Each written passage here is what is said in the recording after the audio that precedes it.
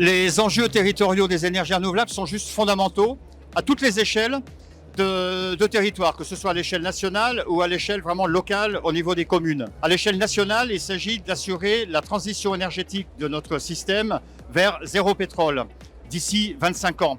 Et donc les énergies renouvelables, il faut réussir, tout en respectant les contraintes de zéro artificialisation nette, etc., puisque le sol est rare, à trouver l'espace, et essentiellement l'espace artificialisé, pour les développer. Et au niveau local, il s'agit d'avoir un développement harmonieux des énergies renouvelables qui puisse maximiser aussi les retombées sur les territoires.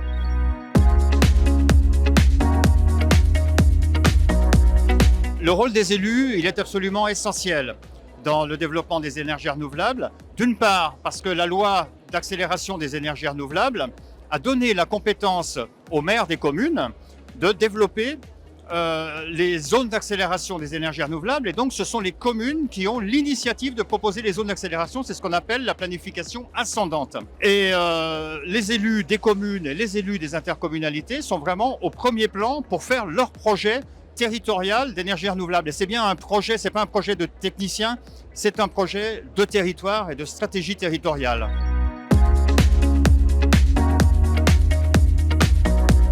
Le CEREMA, je dirais, je résumerai les solutions du CEREMA par accompagnement, accompagnement, accompagnement. C'est vraiment le maître mot. Ces sujets d'énergie renouvelable, ils sont abominablement compliqués.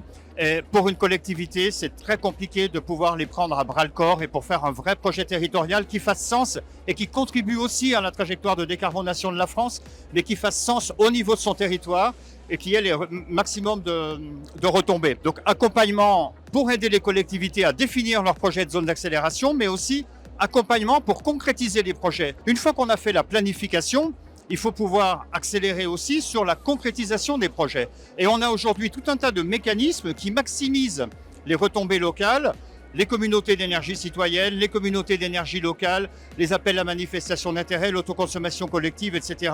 Tout ça, c'est encore plus compliqué, c'est encore une couche de complexité supplémentaire, et les collectivités ont véritablement besoin d'être accompagnées pour ça. Mon dernier mot en conclusion, ce serait: le CEREMA ne travaille pas tout seul sur ces sujets, c'est tout un écosystème qui doit être mobilisé aux côtés des énergéticiens, aux côtés de l'ingénierie locale, les agences techniques départementales, les syndicats d'électrification, les EPCI, etc.